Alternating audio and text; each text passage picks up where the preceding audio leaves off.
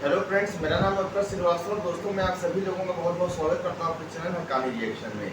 दोस्तों, इस वीडियो में ये बहुत ज़्यादा खास वीडियो होने वाला है, क्योंकि इस वीडियो में श्रीलंका ने बहुत ही बड़ी बात कह दी है। दोस्तों, श्रीलंका ने कह दिया है कि हम ऐसा कोई भी काम नहीं होने देंगे जिससे भारत की सुरक्षा को किसी तरह का कोई नुकसान पहुँचे। हालांकि श्रीलंका ने अपना हम्बनटोटा जो बंदरगाह है वो ऑलरेडी चीन को दे दिया 99 साल के लिए लीज पर। लेकिन दोस्तों, अभी भी श्रीलंका ये कह रहा है कि हम ऐसा कोई काम नहीं करेंगे कि जो भारत के सुरक्षा के लिए अच्छा ना हो। तो दोस्तों, अब आइए जानते हैं कि आखिर श्रीलंका ऐसा कह क्यों रहा है और क्या वो ऐसा सही में करेगा, क्योंकि उसने ऑलरेडी अपना एक हम्बनटोटा बंदरगाह चाइना को दे दिया है। तो दोस्तों, चाइना तो हमारा सबसे बड़ा दुश्मन है। तो इस हिसाब से देखा जाए तो श्रीलंका ने तो ये गलत काम किया, और अब वो वही कह रहा है कि हम ऐसा कुछ नहीं होने देंगे जो भारत के इंटरेस्ट के खिलाफ हो। तो दोस्तों, आइए जानते हैं, वीडियो को डिटेल में समझते हैं, उसके बाद देते हैं अपना एक प्यारा सा रिएक्शन। वीडियो दोस्तों शुरू करते हैं बिना किसी देरी के।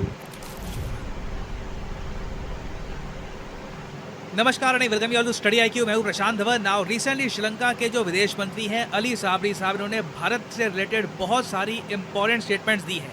यहाँ पे आप देख पाओगे, सबसे पहले तो उन्होंने ये कहा है कि हम कभी भी भारत की सिक्योरिटी को कोई भी नुकसान नहीं पहुँचने देंगे। ये बात देखिए भारत के लिए काफ़ी इंपॉर्टेंट है, क्योंकि आपको पता होगा कि चाइना का जो स्ट्रिंग ऑफ पर्ल्स थ्योरी का कॉन्सेप्ट है उसमें श्रीलंका का क्रिटिकल रोल है। श्रीलंका का जो हम्बनटोटा पोर्ट है उसको लेकर हमेशा इंडिया में चिंता रहती है कि ये पोर्ट कल को चाइना गलत तरीके से इस्तेमाल ना कर दे।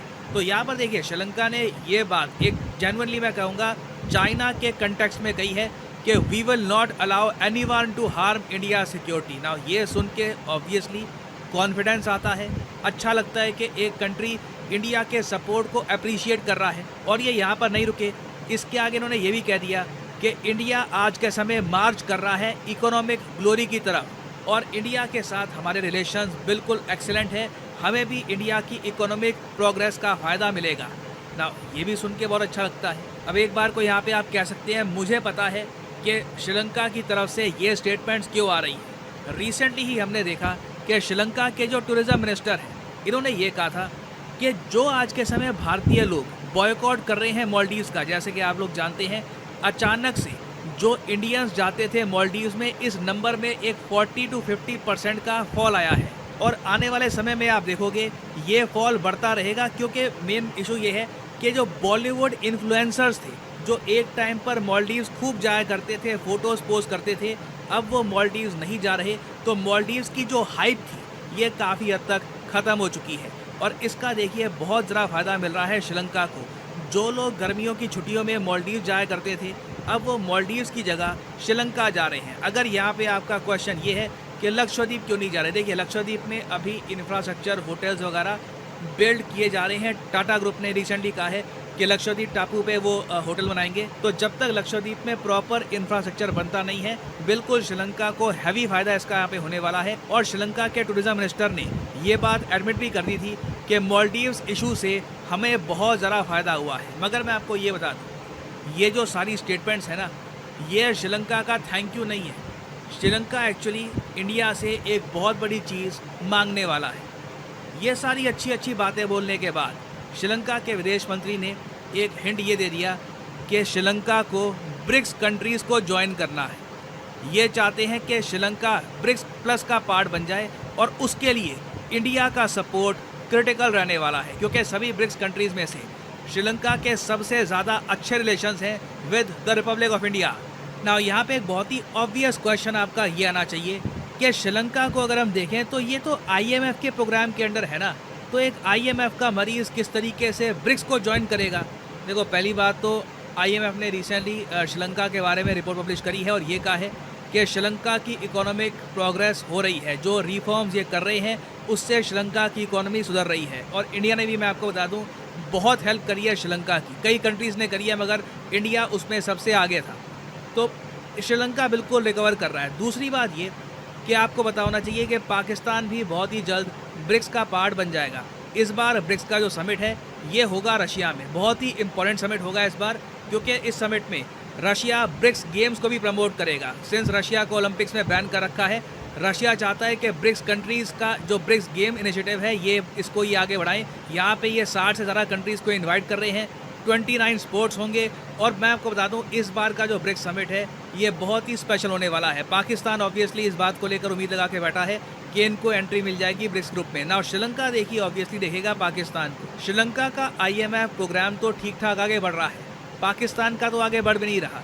तो अगर पाकिस्तान जैसे इकोनॉमिकली वीक कंट्री को ब्रिक्स की एंट्री मिल सकती है तो श्रीलंका कहेगा वाई नॉट अस, हमें भी क्यों नहीं मिल सकती। और इसलिए मोस्ट रिसेंटली जैसे हमने देखा कि बहुत सारी कंट्रीज़ का सिंस इंक्लूजन हो रखा है ब्रिक्स एक्सपेंशन में। श्रीलंका को लगता है कि अगर एक्सपैंडेड ब्रिक्स ग्रुप में श्रीलंका को भी ऐड कर दिया जाता है तो इससे कल को ब्रिक्स बैंक से ये लोग लोन भी उठा सकते हैं फॉर फर्दर डेवलपमेंट। तो इससे देखिए श्रीलंका को हेल्प मिलेगी और इंटरनेशनल स्टैचर भी श्रीलंका का बढ़ेगा। और अगर आप सोच रहे हैं कि क्या इंडिया को हेल्प करनी चाहिए श्रीलंका की, मैं यहाँ पे आपको बता दूँ इंडिया बिल्कुल हेल्प करेगा श्रीलंका की। क्योंकि देखो श्रीलंका के साथ जब हम बात करते हैं ना सिक्योरिटी की, प्रोटेक्शन की, तो बात सिर्फ चाइना तक आके नहीं रुकती। अभी रिसेंटली एक बहुत ज़्यादा ख़राब केस सामने आया है। 4 लोग जो श्रीलंका नेशनल्स हैं, श्रीलंका नेशनल्स बताए जा रहे हैं, ये हाल ही में गुजरात में पकड़े गए हैं। ये लोग इंडिया में आकर जो ज्यूइश कम्युनिटी है, जो इजराइल में लोग रहते हैं वो ज्यूइश लोग हैं, उनको अटैक करना चाहते थे गाज़ा का बदला लेने के लिए। और ये चारों लोग पकड़े गए हैं। ऑब्वियसली कहीं ना कहीं जो श्रीलंका की सिक्योरिटी एजेंसीज़ हैं वहाँ से भी हमको एक आइडिया मिला है, इनपुट मिला है। और फ्यूचर में ऐसे अटैक्स ना हो उसके लिए बहुत इंपॉर्टेंट है कि श्रीलंका इंडिया का एक फ्रेंड बना रहे। हालांकि आप इंटरनेशनल मीडिया देखोगे ना तो वो तो देखिए बहुत ज़रा अजीब लाइन ये पब्लिश करता है कि इंडिया के सामने एक चांस है कि श्रीलंका को हम अपनी वर्चुअल प्रोविंस बना दें। मतलब कि जिस तरीके से हमारी स्टेट्स हैं, मध्य प्रदेश, महाराष्ट्र, हरियाणा, बहुत सारी स्टेट्स हैं हमारी, उसी तरीके से ना एक अनऑफिशियल स्टेट्स ही बन सकती है इंडिया की Sri Lanka एमिड it's rivalry with China. क्योंकि श्रीलंका में देखिए इंडियन बिजनेसेस की तरफ अट्रैक्शन बहुत ज़्यादा है। बहुत सारे इंडियन कॉर्पोरेट ग्रुप्स हैं जो श्रीलंका में पैसा लगा रहे हैं। फॉर एग्जांपल आपको पता होगा अडानी ग्रुप इन्वेस्ट कर रहा है श्रीलंका में USA के पैसे से। और श्रीलंका को बहुत ही जल्द इंडिया UPI जैसा सिस्टम भी देगा। आधार जैसा सिस्टम कैसे श्रीलंका बना सकता है, वहाँ भी इंडिया हेल्प कर रहा है श्रीलंका की। तो देखिए हम लोग हर तरफ से श्रीलंका की हेल्प कर रहे हैं और मोस्ट प्रॉब्ली जो श्रीलंका का एक सपना है to become part of BRICS, उसमें भी इंडिया हेल्प करेगा। तो फाइनली देखिए यहाँ पे मैं आपसे पूछूंगा एक क्वेश्चन, आपके हिसाब से क्या श्रीलंका को ब्रिक्स का पार्ट बनना चाहिए या फिर आप मानते हैं कि नहीं बहुत छोटी इकोनॉमी है, ब्रिक्स का नाम खराब होगा, श्रीलंका को ब्रिक्स से दूर रखो। तो लिखिएगा इसके बारे में कमेंट सेक्शन में, मैं जानना। दोस्तों वीडियो जो है वो ख़त्म हो गया है और मेरे ख्याल से तो श्रीलंका को ब्रिक्स का हिस्सा बनाने को विचार करना चाहिए। क्योंकि दोस्तों श्रीलंका अपना एक नेबर कंट्री है और इंडिया ने हमेशा साबित किया है कि वो अपने नेबर्स के साथ हमेशा खड़ा रहा है।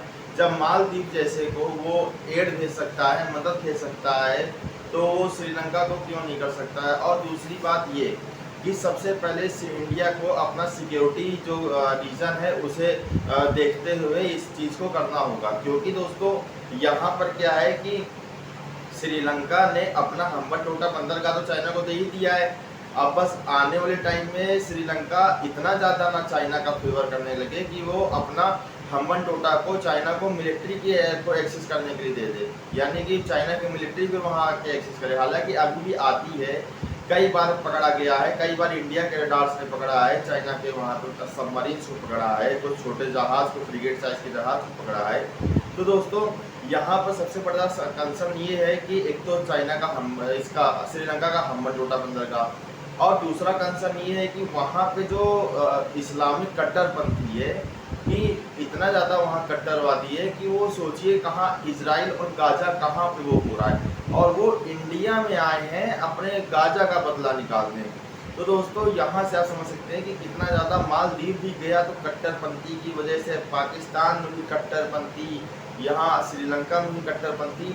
तो दोस्तों यहाँ पे इस तरीके से जैसे कि वीडियो में बताया कि मोदी जी या जो हमारा इंडिया है वो श्रीलंका को आधार जैसा सिस्टम देने की कोशिश कर रहा है, UPI जैसा सिस्टम देने की कोशिश कर रहा है। तो आधार अगर देंगे तो आधार में सबको कनेक्ट कर लिया जाएगा, और जब UPI जैसे सिस्टम आ जाएगा तो हर आदमी अपने ऑनलाइन ट्रांजैक्शन करेगा।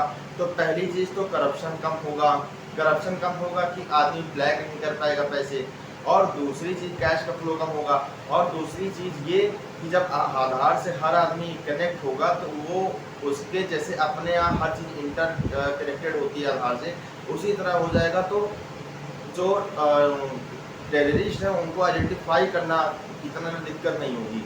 अभी क्या है कि वहाँ पे आप कैसे भी आ जाओ, उसके बाद अभी देखिए यहाँ 4 पकड़े गए, इस तरीके से कितना आदमी वहाँ पे भरा पड़ा होगा। तो अगर ये चीज़ देखा जाए तो लगता है भाई कि नहीं बनना चाहिए ब्रिक्स का हिस्सा, क्योंकि ब्रिक्स अपने आप में काफ़ी बड़ा संगठन है। और ऐसा भी हो सकता है कि कल को, क्योंकि ब्रिक्स में चाइना का इन्फ्लुएंस हमसे ज़्यादा है, रशिया के बाद चाइना का इन्फ्लुएंस है। तो ऐसा ना हो कि श्रीलंका मेंबर तो बन जाए, लेकिन मेंबर बनने के बाद फिर चाइना के फेवर में हो जाए, क्योंकि अभी उससे काम निकालना है इंडिया से। भाई ये भी हो सकता है, सिक्के का दूसरा पहलू देखें तो ये भी हो सकता है कि अभी श्रीलंका को फ़ायदा है, क्योंकि यहाँ से टूरिज़्म भी जा रहा है, क्योंकि मालदीव का जो टूरिज़्म था वो ठप हो चुका है उन लोगों के कर्मों की वजह से। अभी वो टूरिज़्म डाइवर्ट हो रहा है श्रीलंका की तरफ से, उनको फ़ायदा दिख रहा है क्योंकि उनकी गिरती हुई इकोनॉमी को वो बचा सकता है और बचा रहा है, हेल्प कर रहा है। तो एक ये बयान दे दो बढ़िया बढ़िया, इंडिया के बारे में अच्छा अच्छा बोल दो, और साथ ही साथ इकोनॉमी तो बची रही है, उसके साथ ही साथ ब्रिक्स में अगर हिस्सेदारी या ब्रिक्स में एक सदस्यता मिल जाती है तो स्ट्रॉन्ग भी बनेंगे। और जो लोन वाला मैटर है वो तो भाई है कि वहाँ से लोन भी मिल जाएगा और दुनिया में एक नाम ऐड हो जाएगा, क्योंकि अभी भाई इतना ज़्यादा नहीं कोई श्रीलंका को कुछ समझता है। तो आप लोग बताइए कि क्या हो सकता है। भाई मेरे हिसाब से तो अभी श्रीलंका के ऊपर इतनी जल्दी ट्रस्ट नहीं करना चाहिए, क्योंकि आप उसको बना दें। मैं कोई ये नहीं बोल रहा हूँ कि श्रीलंका को नहीं बनाना चाहिए, बनाना तो पाकिस्तान को कतई नहीं चाहिए, और भारत को इसका पुरजोर विरोध करना चाहिए कि पाकिस्तान इसका हिस्सा नहीं बने, क्योंकि पाकिस्तान से हमारे विवाद चल रहे हैं और हम ऑलरेडी मेंबर हैं। तो जैसा कि यूएनओ में लोग वीटो कर देते हैं, वैसे भारत चाहे तो वीटो, अगर ऐसा कोई पावर है ब्रिक्स में, तो वीटो करके पाकिस्तान को सदस्यता लेने से रोके। और श्रीलंका को भी अभी रोकना चाहिए, देखना चाहिए कि श्रीलंका जो है वो क्या कर रहा है, और उसके हिसाब से, क्योंकि इतनी जल्दी किसी को ट्रस्ट नहीं कर सकते, वो भी तब कि जब उसने आपके साथ एक तरीके से विश्वासघात किया हो। बाकी आप बताइए आपका क्या कहना है, कि कमेंट करिए, बताइए दोस्तों कि श्रीलंका को ब्रिक्स का हिस्सा बनाना चाहिए या नहीं बनाना चाहिए, और क्या सोचते हैं आप इसके बारे में, ताकि मुझे भी पता चल सके। और दोस्तों हम लोग मिलेंगे आपसे जल्दी नेक्स्ट वीडियो में, तब तक के लिए दोस्तों गुड बाय और जय हिंद।